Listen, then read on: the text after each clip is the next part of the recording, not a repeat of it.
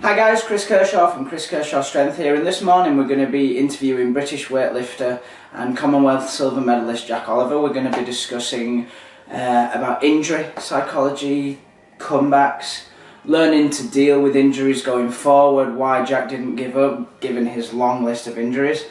We might get into topics such as steroids, drugs in sport, coaching, his coaching services as well. I'm sure you're going to find it really interesting, guys. Thank you for watching. Bye-bye. You don't have to warm up to go down the stairs these days, do you? I just fall down. There's a lot of stairs in my house as well. Do you live at the top of a townhouse? Yeah. Oh God. It's a long way down. I've lived there for years now, so you get used to it. Yeah. But yeah, where are we looking? It's all good. Should have got a bicep pump first. Should we? Should we? Yeah, we should have. You're a lot bigger than me these days as well. I'm a lot fatter than I remember when you were like half this size. Yeah. I'm doing that unless I go to a different federation. What federation were you with? I'm always IPF because I'm up myself, and that's the problem. yeah, like BPU's more fun, but I can't bring myself to do it at the moment, so I'm probably going to get a lot of flack for that, but never mind. That's the one that my partner competes in. She's got a bench record in that, so she's the better powerlifter in the house. I feel like I'm getting interviewed now. She likes to bring it up a lot. I feel very proud, but also quite jealous at the same time. Yeah, I know exactly how that feels. Like when Sarah won her European under-23s, and I've never won it or got a medal there, and she got 3 gold medals actually in jerk and total, and I was like, I'm so proud but angry at the same time. So, officially and on camera, who is the better weightlifter out of the two of you? Ask me about that. So when I sit her down for an interview, is she going to agree with that, or is she going to say that she's a little bit younger? She came 6th in the world on Europe. She's done loads more than me, but she's never competed at the Olympics. So there you go. So you can call. Exactly. I like it. Okay, so guys, we have the one and only Jack Oliver here today, and the reason that I've managed to score this interview is because Jack is always stealing my chalk, and now that is a matter of public record, so hopefully that will be an end to the tyranny. Now, I used it the other day when I brought my own. I know, it's just, I think you've got into that habit now, and you just you got can't chalk break it. Yeah, it's no mess. Jake doesn't have to vacuum around him as he's doing his Olympic lifts and everything, so you know what, like I don't mind having an Olympian using my chalk. Alright Jack, so how did you originally get into weightlifting? I started weightlifting sort of by accident. Me and a friend, when we were about 13, wanted to learn how to do backflips because we were like, that would look cool. So we signed up for a gymnastics gym doing rec classes to learn how to do backflips. Both learned how to do backflips. Don't ask me to do one now, I'll probably break myself. And then someone opened a weightlifting gym. I say weightlifting gym. It was an empty store cupboard in it was literally a broom cupboard that they rented out to this guy who became my coach, who was obviously a good lifter, got a Commonwealth gold medal and competed in the Olympics in Barcelona. Who is that? Andy Callard. So he actually coached about, well, two of our five lifters from the London Olympics, got us into weightlifting, and about 5 of our last Commonwealth team. So it's the best club in the country by a long way, and it still is, and has been since he opened it in a broom cupboard, really. Did you know that it was going to be anything like that when you started with it? It was literally just chance. Like, there only used to be about 4 weightlifting clubs in the whole of the UK, and then he opened that one, which was literally just a broom cupboard with a couple of platforms on the floor. There's no like carpet, no flooring. It was literally just dusty concrete floor with a couple of weightlifting platforms slapped down on it. Yeah. And the gymnastics coach was like, you know, obviously not going to be a gymnast, but you're quite strong. You should have a go at weightlifting. So yeah, go on then, 14-year-old boy, like 13, 14. Everyone wants to get strong, so I had to go at it, and was like, yeah, this is wicked. So I ended up doing that a couple of times a week, and then more and more until I was about 17. All I did was weightlifting from then on. Was it apparent that you were going to be a very high level from that age? When I first started, I was weak and scrawny and a bit pathetic. I think I weighed 42 kilos when I started. Yeah. And I think I squatted 45 in my first week. So it's like a bodyweight squat, but obviously I was tiny and scrawny. Yeah. I snatched 30 kilos, clean jerk 40 within about a month. I mean, it's little weights basically. I was probably a little skinny kid. So yeah. The first 6 months, say, I probably wasn't anything special. And then from then on, once I learnt the technique and so on, I started to get pretty decent. I think when I was 15, I started the day after my 14th birthday. Yeah. By the time I was 15, I squatted about 160. I was squatting probably 180, maybe 190 or something at 16 years old. Really? And 200 at 17 years old. So like the first sort of 6 months was quite slow because I was so little, but I gained so much weight so quickly. I went from, in my first year, from 42 kilos, I think by the end of that year I was 56 kilos. So it's like 14 kilos in that year. That's a lot of weight. Next year I was 62 kilos, so another 6. Yeah. And then the following year I was 69 kilos. So I just went up a category every year until I got to 69, which definitely helped me get stronger. Adding like 30 kilos of body weight on in a couple of years. And then when did you start competing? Straight away. He had us in a competition within a month of starting in the gym. Is that his style? Throw you in at the deep end and see if you can swim? Exactly. I think it's just to get you used to it. Like, if you're going to do weightlifting, it's a hard sport and it hurts, and you might as well compete and get something out of it. Absolutely. And I get a lot of people I coach do the same thing, just because the longer you do it, the better you get, and then the more nervous you are about competition. Say if you get to a point where you're like, oh well, you've snatched 90 kilos in training, 110 clean and jerk. If you haven't competed yet, then you go into a competition thinking, oh, I need to hit at least 90 and 110 again. Whereas if you've like never done it before, you've done a couple of lifting sessions for 4 weeks, and then you get thrown into a competition, you've got no expectation of it, you just go along, have a bit of a laugh and see how you get on with it. I think that's a much better way to do it. Yeah, I've had a lot of clients that have said to me that they don't think that they're going to be ready for the first competition. Would you agree that no one's ever ready for the first competition? I don't think anyone's ever ready for any competition. Yeah, absolutely. Every competition you do, you're always like, I wish that I'd had a bit longer, or I wish that the competition had come a bit like sooner, even sometimes the way it works. Like, you never feel ready for a competition, that's part of it, nobody does.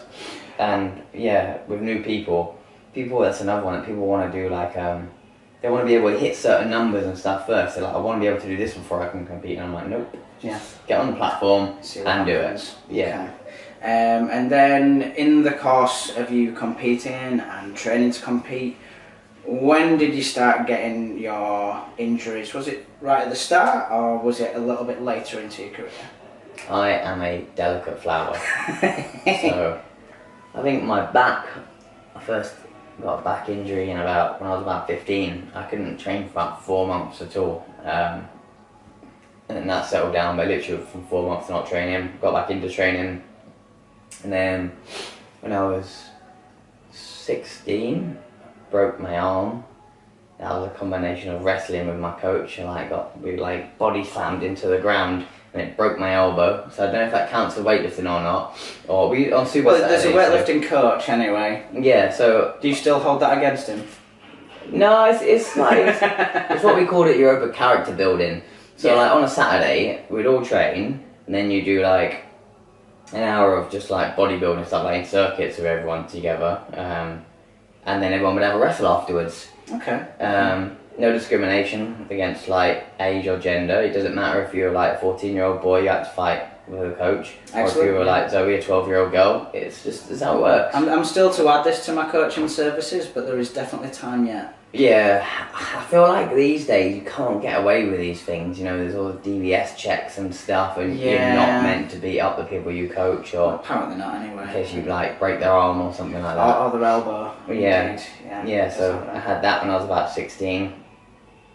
One day I was snatching when I was 17. Went down into a snatch and just felt the cartilage tear in my knee. Excellent. That took me a little while, and then I had a decent little patch actually. After I had the knee surgery, I started training again. It was like when I went to uni, I think that's 2009. Actually, I only had about a year of good training, maybe less, because then in 2010 my back went again. Same problem or different? Same problem, I think. I can't remember that well. I just remember a lot of pain. Couldn't lift for about 6 months. I actually didn't train at all from like, so I hurt in June, July of 2010. I competed at the Commonwealth Games in 2010 without actually having trained for like 4 months because it was in like October.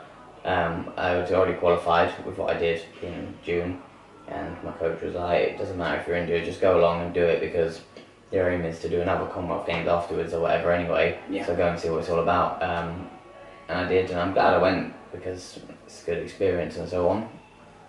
So yeah, and then I didn't really train apart from that from like July 2010 to about March 2011. And then that's when my back started feeling alright again. I wouldn't say good, it's never really felt good, but alright enough to train. And then started training then, and it lasted me until the London Olympics, which is cool. Okay.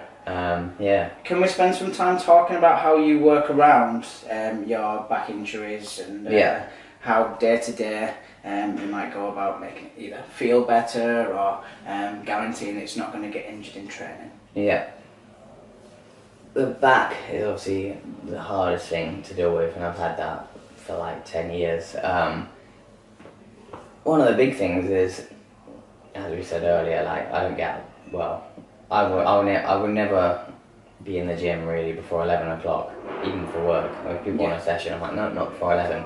So I will not do any training or anything physical in the morning till I've been up for at least sort of 3-4 hours. So I will never train at 10 o'clock, 11, even 11 o'clock. If I get up at 8 o'clock, I probably still wouldn't train at 11 o'clock. I'd wait till 12 o'clock. So I'd try and be up for about 4 hours because you get a lot of stiffness and like your discs fill with fluid and stuff while you sleep. So trying to train especially heavy weights in the morning, so you can do like pressing and bodybuilding and stuff, but any heavy weights is so bad for you to do it in the morning.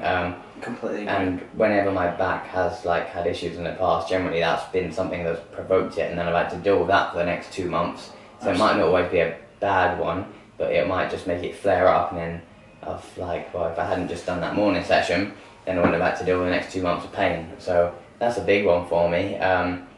I do a lot of work every day on like back and ab isolation. We finish every single session with some ab work, leg raises, straight leg setups, and back extensions, good mornings. And basically we hammer everything, front and back, and don't train in the morning, and do a decent amount of stretching and rolling and stuff, and just try and keep my body moving more than anything. Absolutely. Okay.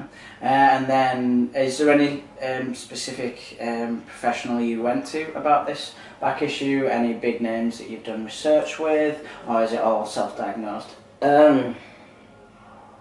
So I have seen some of the best doctors, sports doctors and stuff in the country, and never got anywhere with them. Really? I've just, you know, I've seen the physios and stuff from London, the Olympic Games, some of the ones that, you know, I've worked with, not just like sports like that. I remember one of them, she worked with McLaren as well, the F1 team. Yeah, some real big timers basically. And no one's ever really worked out what's wrong with it other than it hurts. So, you know, like on scans there are some little issues like little disc bulge and stuff like that, but nothing that should make it feel the way it does. And so nobody's ever worked out, nobody's like, there obviously isn't anything too serious, but it keeps giving me a lot of issues. And so really, it's trial and error of things that I found that works with it. So especially one of the ones with a disc problem is, it's actually the opposite to what physios will tell you in this country. So if you get a disc bulge, normally from doing lifts with like if you slightly round your back, you get a disc bulge at the back. So the thing that really helped that was the back extensions, working and just holding that slight extension in my back, and building up some serious lower back muscles, so that every single lift or deadlift you do and so on, you will never let your back round at all. Try when I see people lift with a rounded back, it makes you want to cry because of all the pain that I've been through.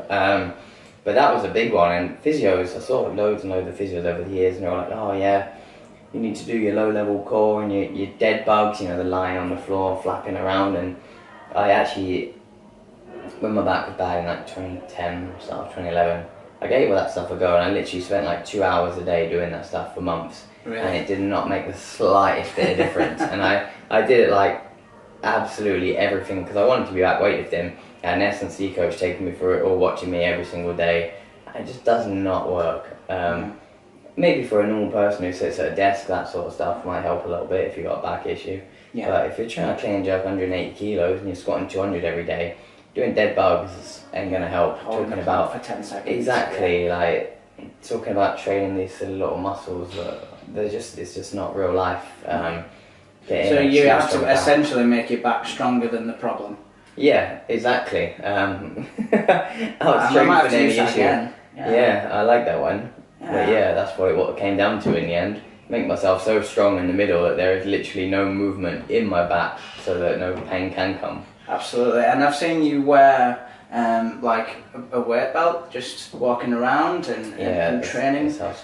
With that, is that something that's been key to your back health, or lack thereof, I guess? Yeah, I've pretty much always got some sort of belt on, haven't I? Have you got one on now? No, I haven't. Oh! You know, I actually had it on this morning. I took it off because I didn't want it to be shown. I was like, didn't want to look fluffy. Not like me anyway. Yeah, it actually has metal supports down the back. It has little like metal struts. That big one I wear. That's very similar to what people wear when they break the back, isn't it? Yeah, exactly. So it's like that. But then I actually do a lot of my training without a belt. Even all the deadlifts and stuff that I do, and a lot of squats I do without a belt. Basically, my pain often is at its lowest during training. Whereas walking around or sitting around for the day absolutely kills my back. Is that sometimes a dangerous thing, the fact that training can feel really good and your back's maybe in a bad place? I'm sensible enough for things now to know what to do and not to do, and I just don't push things over the top. Yeah. But yeah, so I wear that thing often. I'll wear like just a neoprene belt in training just for warmth. Like that one doesn't really give you any support, but just get some warmth in the muscles. And obviously, if I'm lifting heavy, I wear a proper weightlifting belt. Absolutely. Will you wear that over the top? Yeah. Of the other one we call the neoprene one. We call it Fat Man belt.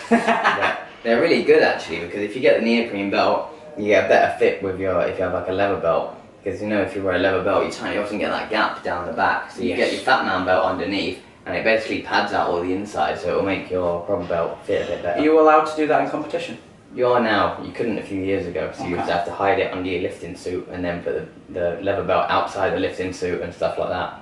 Not that I'd ever do that. No, never. No, never. Never. But yeah, so you can actually do that now. Okay, so is that a big psychological boost then, the fact that you can do that and you don't have to change it just for competition? Exactly, because that's what I have had to do in the past, and it just doesn't feel the same. And like, as soon as something doesn't feel the same, everything's changed. Exactly, that's the big thing with training. You want it, competition and training, you just want to feel the same. You want to warm up like you do, and you don't want to start changing things then. So if you can't wear stuff like that, so like, we've had people that have come and they've worn, there's a thickness you're allowed on your proper belt, and it's something like 15 centimeters at the back, and if it goes above that, it's like a lot of the powerlifting belts are too big in weightlifting. We've seen people wear them, and it has to, I don't know if the rules have changed again, it always had to taper to the front.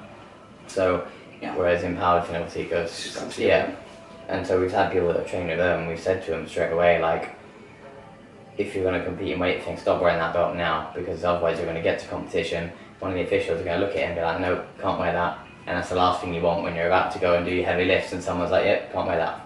Yeah, absolutely. I have a thing with my clients that I won't change technique unless there's something illegal that they're doing 6 weeks before a competition, because I want that even if it's slightly wrong, I want it to be subconscious, I want it to be repeatable. Do you have a similar approach with your clients, or indeed yourself? Yeah, so more with my clients than myself. No, even with myself to a reasonable extent. Like, I've just had a couple of lifters that lifted in European Masters, so it's like over 35 weightlifting, and there are certain things that even in their warm-up I see it and it's wrong, and I will not say a word about it, because it comes to competition day, you just want them to feel confident and good about it. Telling them they're doing something wrong is the last thing you want to do. And then one of the guys, he trained with me the next day just a little bit. It's like, I was training anyway, so he came along and did a little bit of training, and I was like, right, if you're going to be in the gym today while we're just messing around and you're not doing anything heavy as post-competition, let's try and check out some of these issues that I've seen you do. But leading into probably 4 to 6 weeks for a competition, you don't try and change anything, you just accept that things are what they are. and crack on with it. I'm glad you're saying that because it makes me think that my approach might be the right way to go about it. All right. Spot on.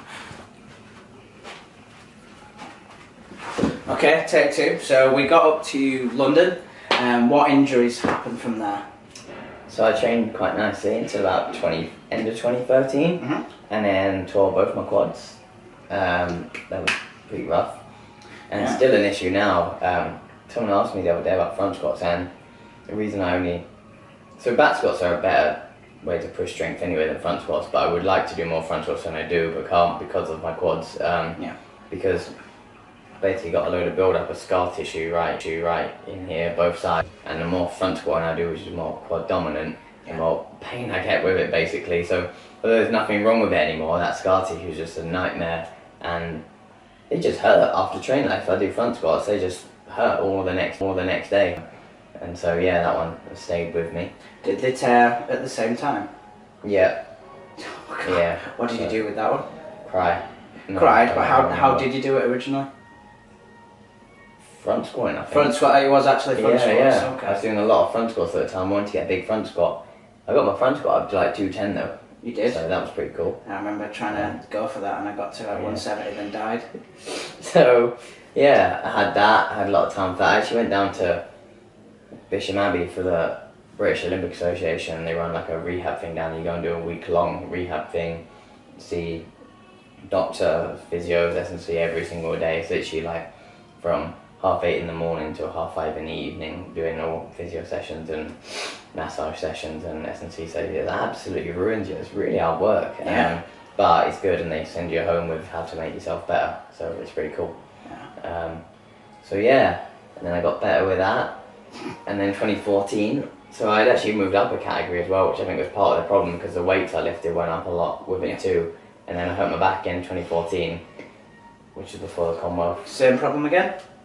Yep, yeah, and it was after that when I actually learned how to manage it, because until then I'd been like trying to do whatever physios and stuff told me, which got me nowhere. The low level stuff? Yeah. Okay. And then I hurt my back then, and that was when I moved back down to 77 because I knew I wouldn't be strong enough for 85 because I'd missed so much training, and that was when I started on all the back extensions and stuff, and then I started literally doing them at the start of every single session. It just, within a month I was back training fully just by hammering that stuff every day, whereas any other time that I'd had that same issue it would have been like 4 months, and that was down to, I think I was back general training, like light squats in like 2 weeks, back squatting properly within 4 weeks, and within about 2 months I was squatting reps at 200 again. Do you always find that your strength levels catch up again quite quickly?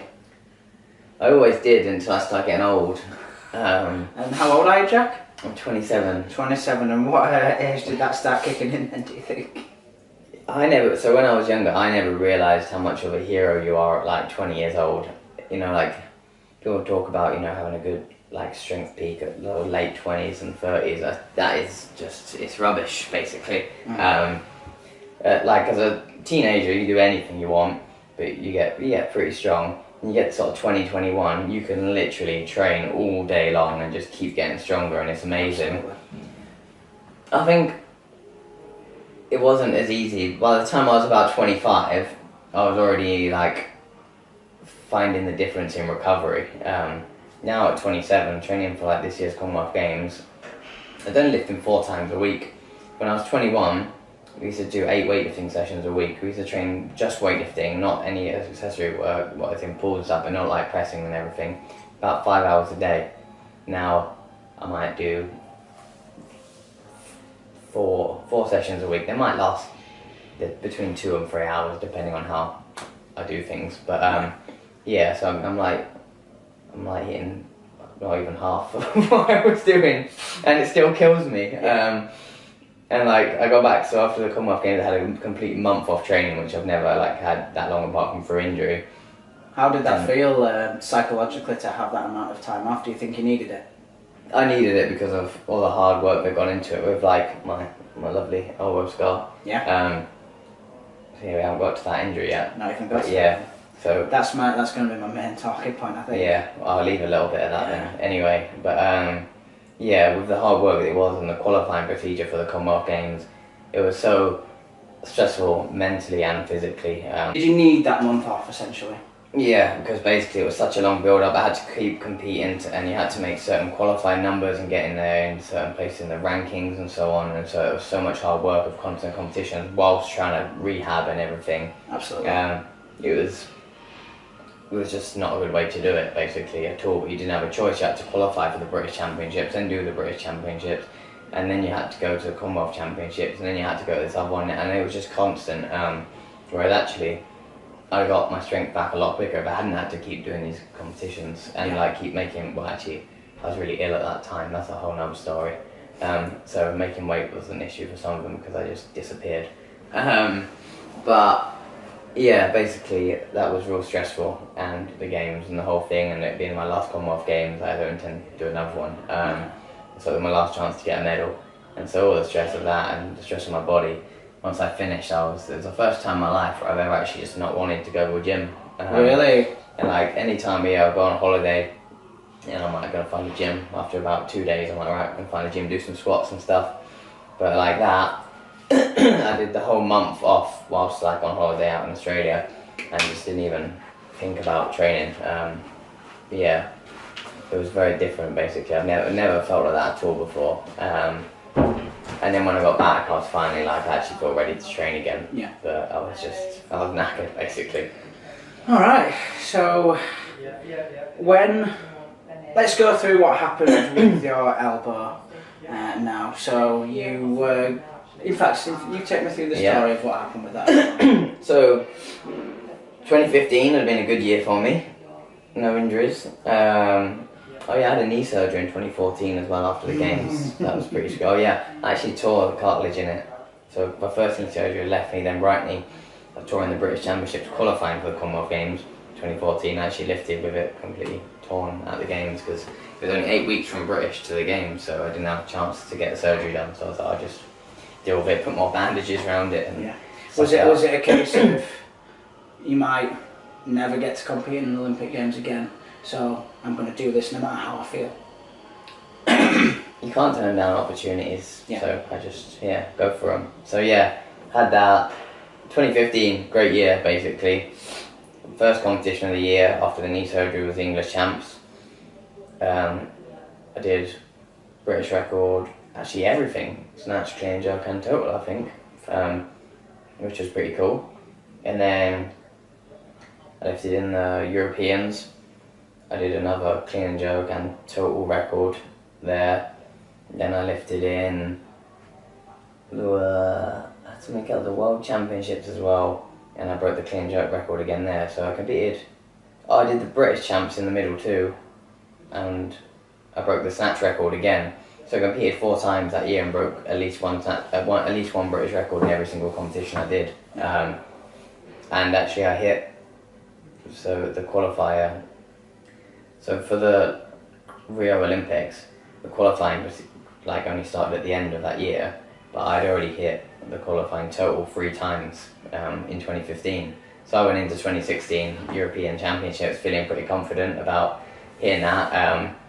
And no other man, even by the end of it, had actually hit their qualification total. So although I did it before, I think I was still the only one to ever have hit the total. And yeah, I went into that, was real strong, in good shape. Snatch on 44, which wasn't bad. I missed 48, which would have been a British record. I didn't want to lose my streak. And then I clean jerk 173. I think my record was 76. Really nice, easy lift, and only 1 kilo below actually the Olympic total when that was my opening lift.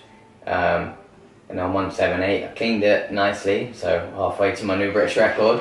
And then as I jerked it, I started to twist, my elbow just came out, and it was pretty awful. And then I heard it, because obviously your arm's up here, and I heard the ligaments tear, and I knew that was the end of it really. Like, you know when it's a bad injury, and you know the difference between a big one and a little one, and I knew straight away.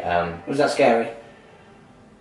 Yeah, it was all pretty rough to be honest, because I knew straight away that I wasn't going to the Olympics because of that, because it was only 4 months till the Olympics. And also I didn't have insurance at the time either, so trying to get that fixed. Yeah, so it was only like 4 months to the Olympics. I knew it wasn't going to happen. Trying to get it fixed on the NHS was impossible, so I had 6 months of my arm literally hanging off and they still wouldn't do it. So they said it was completely torn. They were like, well, we have to wait just in case it gets better.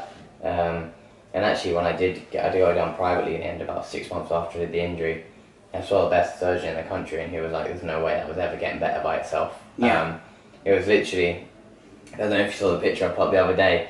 Well, you remember the prime one. I literally, my arm was just bone because I couldn't use it for anything. I used to do the like dodgiest illegal driving.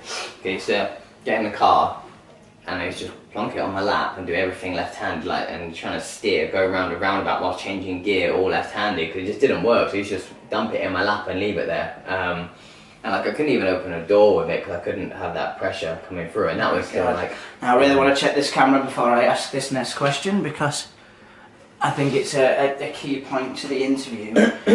When you looked at your arm and it was just bone and you couldn't drive, you saw that massive imbalance there. Obviously you couldn't do as much volume with squats.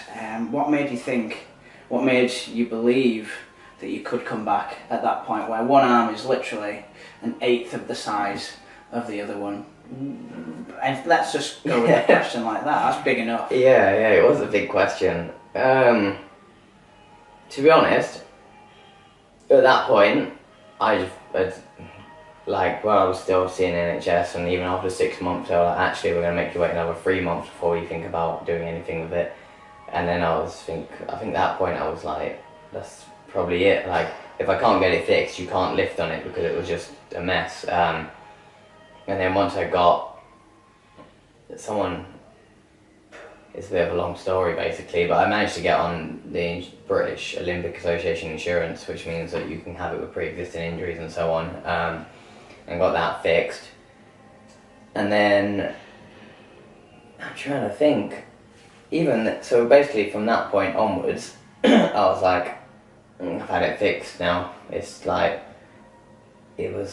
so you're in a sling afterwards for like 6 weeks after the surgery, and it took probably 4 months to even straighten my arm again. After a couple of months you're like doing the 1 kilo, whatever. I'd say that like the hardest points, the closest I ever been to stopping was before I had the surgery, because I knew that without the surgery it couldn't happen. And then after that I started getting back into training. So I had it done in the end of October 2016, that sounds right. And then I had like 4 months to get it straight again. I just started training, like I did my first like overhead move. I'm talking empty bar overhead, like a jerk though, with some like a real sort of speed. And then I woke up one day and started pissing blood in like March. I think that was a pretty bad point. That was probably the nearest I've ever been to like just stopping, because I lost loads of weight and was really ill in that hospital for like months. And then like we had a qualifying competition for the British to do in May. So only 8 weeks after I'd started at like my first weightlifting movement again, I had to do a qualifier for the British champs whilst going in and out of hospital and like feeling like I was dying every day. And then I did that, and then oh yeah, that was it. So then I did the British, and I had like all the issues came back again right before the British. I was feeling pretty like death there. And then our last chance to get an official ranking was in the Commonwealth Champs in 2017 towards the end. It was like September, I think. I've been training up to that, and I tore my hamstring. And so like I had all the issues with my arm. I had been real ill for like 6 months, and I felt terrible every day. I was always tired and headaches and everything else going on. Keep going to hospital. And then I tore my hamstring, and that was the point where I was just like, even I was like, I think I've had enough after all that. And then that was when Sarah was like, you've done this much so far, it's stupid to quit now after I've had enough. don't be wet, sort your life out, because it was like a year since I had the surgery, and I spent a year like training through like hospital trips and illnesses and everything else, and pain, like serious pain on the rehab, trying to get my arm to even straighten again. And I put all this hard work in for the last year. I'm not gonna let it be wasted. So you literally got to the point where you thought, I've had that many injuries, what difference is another one going to make? Let's just do this thing anyway. Yeah, pretty much. And so like leading into that last qualifier, where I only just managed to get a high enough ranking for it, I actually hadn't lifted for about 6 weeks. All I'd done was really upright squats, because I couldn't lean over a bar or lift the bar off the floor because my hamstring was so bad. So I was just doing these like really upright, shallow squats for 6 weeks. Yeah, doing nothing but that. I just about managed to hit what I needed to do to get like my ranking thing for the games. And then we still had to do another competition after that, where it was like, because my ranking, so there was the Commonwealth said you had to be in the top 12 of our Commonwealth ranking list to go, but England said you had to be in top 6. So I was like 9th or something. So the Commonwealth one is a more important one, because if you don't do that, you're just not going full stop. So I hit that in this competition. Because the England one you had to be higher, they said if people lift enough in this Irish champs, although it's not actually a ranking competition, we will consider it as like the numbers you lift in our ranking system. And so I had to lift in that like 6 weeks after the torn hamstring competition. And that one actually, I lifted pretty well in, because I just didn't lift anything. I just took the most easy training, pretended that I wasn't competing in it, and instead of trying to train hard, I just took it real easy, steady, and instead of aiming for really big weights, I aimed to do the minimum that would get me there. And even in competition day, I went 6 for 6, and I could have lifted a lot more, but I'd had so many injuries and stuff that I was like, I'm not doing a kilo more than I have to, because I've got Commonwealth Games. And then, yeah, that was all still pretty rough, not knowing if I was going to make that. It was finally after that when I knew that I'd done enough to get picked. And then I had a little bit of time off, and then started rebuilding for the games with a bit of a less I'm dying mindset. So yeah, it was after that when I rested a bit. After, I think that was in October, had a bit of rest like November, and then started to build up for Commonwealth Games, and that actually went pretty well without too many issues and less hospital trips and so on. So with all these injuries, has it ever massively affected your mental health? Has it ever been like in a really dark place with this stuff? I have a lot of athletes that do report that when they do get injured, it is the lowest time of their life. I think the worst point was after I did my elbow, knowing that, because I didn't have insurance, knowing that I needed the surgery to fix it, but also the NHS wouldn't do it, because it's like, if you're not gonna die, basically, you can't get the surgery. And so the worst thing is knowing that something can be fixed, but it's completely out of your control, and there's nothing that you can do about it. So that was definitely the worst point, and I just like, at that point, I didn't go anywhere. I didn't want to speak to anyone or do anything, because I was like, you know, they've got these people here ready to do the surgery, and they just won't do it just because they just don't want to. I imagine there was a lot of people that wrote you off at that point. Yeah, I don't think anyone thought I was doing anything anymore. Everyone had decided it. And so, but even then, like, it was a real rough time, but like, I still had some vague hope, put it that way. Like, as bad as it was, I still sort of wanted to do the Commonwealth Games. I had to, you know, so even then, in my sling, I was squatting on a safety bar and stuff, and I did everything I could do to keep things going, literally just in case something improved. And then I did get the surgery, and so because I had at least done the safety bar squats, it meant that when it came to have the elbow surgery, at least I was still able to squat.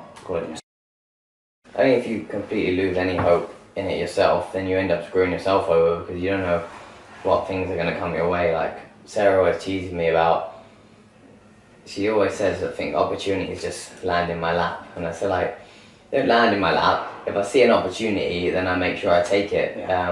Like, I'm looking at doing a PGCE, teaching qualification, and it just happened that someone from one of the universities that does it had asked me to do some work with the universities for like promoting classics and so on.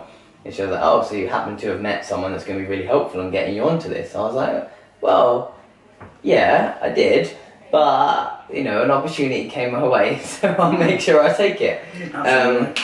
And so always be ready for an opportunity. And in my case, that was keep squatting, because although I was starting to feel like I was never going to get my arm fixed, there's that 1% chance that something will come your way. Yeah. And it did come my way, and I was glad that I had managed to keep myself doing some training. So, taking out any massively catastrophic injuries, like losing a limb or something like that, do you think there would have been an injury that would have stopped you? Not really, no, because I've had everything. My knees, I've had 3 knee surgeries. I had another one of them in 2017, in January. Yeah. Oh yeah, that was another part of my build-up. So after I had my elbow surgery at the end of 2017, just before I started pissing blood and going to hospital, I'd had knee surgery as well. And so I was completely hobbling at that point. My arm was still, like, only just come out of a sling and wasn't working. And I was hobbling around with knee surgery, and I had to have some of the bone shaved off and stuff, because it was like just worn down and rubbing. So basically no. And are you still walking around in pain today? I'm actually alright at the minute. Well, that was I was hoping that you would say yes, so then I could say the big question of, was it all worth it to still be in pain? Yeah, I think I have different ideas of pain to a lot of people. Some people... You've had to, I guess, with all the... It really annoys me when I see people, they're like, oh, my knees are so sore to train. And I watch them walk in the gym and start squatting, like, oh, it's so sore. I actually can't just do a squat without like a 10-minute warm-up of like stretching my quads, because it pulls on my knees so much. Stretching my quads, I have to kneel down and like I do all these banded things trying to separate the joint, because I've basically got no cartilage left in it. Yeah, the Spanish squats. I have to wrap around it, and I literally, if you just said now do a squat, I couldn't do it because it hurts too much. Yeah. But I can, that as like normal everyday life. Whereas other people, they're like, I've got a bit of a boo-boo in my knee, so I can't squat. And I'm like, I can only dream of having knees that hurt as little as yours, where you can just go in the gym and squat. Just being able to do that. So you came to the Commonwealth, you got that silver medal. Did that make all the surgeries and all the hardship and the pissing blood worth it? Yeah, it really did. It did. And it was the same when I competed in the London Olympics, for everything I went through with my back and so on. It was, for your 6 lifts that you do on that platform, like, I'll say about London first, like I remember everything we went through with that, and I didn't have any major injuries at that time, but when we were training 5-6 hours a day, you'd have a lot of kneels and really sore wrists and everything, and that was a really bad one for me at the time, bad wrists. So, and off and on knee issues too. So like, when we finally got there to London, you go out onto the platform for the presentation, they announce your name. When they say like Jack Oliver, they say Great Britain after it, and everyone just goes mental, and there's 6,000 people shouting your name compared to like 15 at the British Championships. And like just empty chairs everywhere. Yeah, so going there to a packed stadium and 6,000 people screaming and like 10 times as loud when they hear Great Britain was just mental. And then like, I just loved every minute of lifting at the Olympics. I finished my last lift, my last clean jerk was a good lift. I got all 3 clean jerks actually, finished on a good one, which was a British record, and just didn't want to get off the platform. And then when you have those moments, you're like, yep, it was worth it. Which is funny really, because you'll go through like 2 years of pain for those couple of minutes on a platform, and it is worth it. And like the Commonwealth Games was just literally non-stop pain every day for 2 years of constant injuries and issues. But when I got that medal and I'm stood there on the podium, I was like, completely worth it, without a doubt. Do you think if you did, and let's say it all went wrong, you made 2 out of 6 lifts, and you still knew that you tried and you gave it everything, do you still think it would have been worth it, or did it need that medal to make it so? I know it's a really hard question. Yeah. I think towards the end, like, as I was getting in the last months of training for the games, I think I had started to think exactly that, because I think that you can't say, I haven't met many people who have knee surgery and elbow surgery all within 18 months and spent like every couple of weeks going into hospital with other issues, to go through all of that, and then like the torn hamstring as well, to even get to the games. I actually did at the end realise that, to be honest, I've done a pretty good job to even get there after everything I've been through, while everyone else is training all fine, and I'm constantly got something pretty serious wrong with me. I did finally get to the point where I was like, what I've done, if I even get there, I knew I was going to go there, but I put a decent shift in. I wouldn't have said I would have been happy with it if I hadn't got a medal, because I wouldn't have been, but I think I accepted it because I knew it was a pretty rough run. It must have been lovely to get that cherry on the top and to have that medal and those memories for the rest of your life. And I think for the listeners, it's a really important message that you can train around pretty much any injury. You can still get stronger. There's always ways of working around things, and I think Jack is testament to that. So we've got about 10 minutes left, about 9 minutes that I'm left to chat. So what does the future hold for Jack? So before the Commonwealth Games, I thought it was going to be my last competition. Well, I hadn't quite worked it out yet. I was trying to work out what I would feel like if I did well or if I didn't do well. You know, it'd be, in some ways I'd be like, if I did well, you're like, do you either leave it there, or do you think, well, things are going well, we keep going for a bit longer?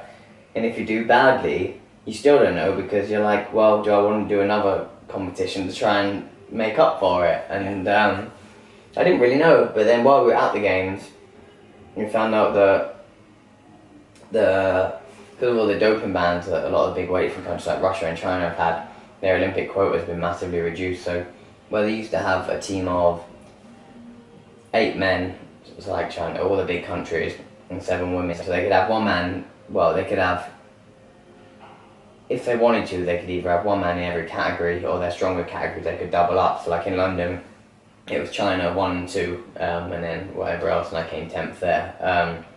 But this one has already been reduced down to 4 men, 4 women, so they're like half their quota for all countries.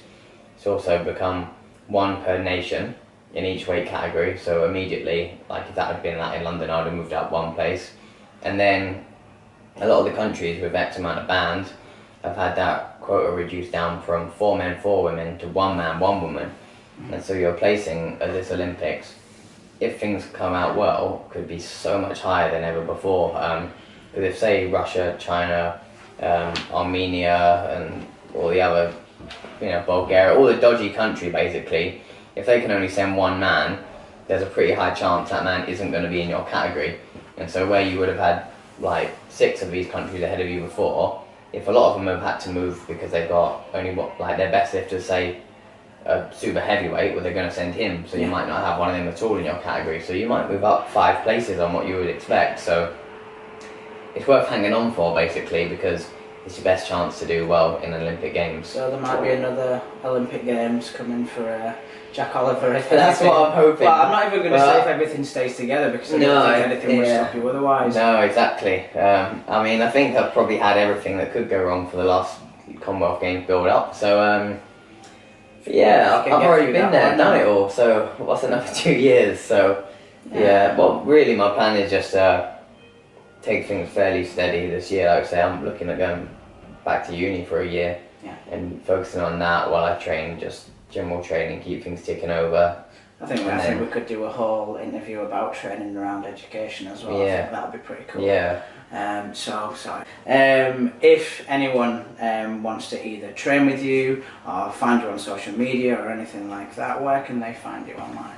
Jack Oliver GB across everything: Facebook, Instagram, Twitter. Instagram I'm always on, because I'm always posting videos, but I'm a lovely bloke. Feel free to message me, be my friend. I don't have very many, so speak to me. So I just want to take this opportunity to say thank you for today's content. I think it's been great. If we can edit all together and make it a story that follows. I think people will get a lot from it, so I'm hoping we'll get to do it again, my friend. Cheers.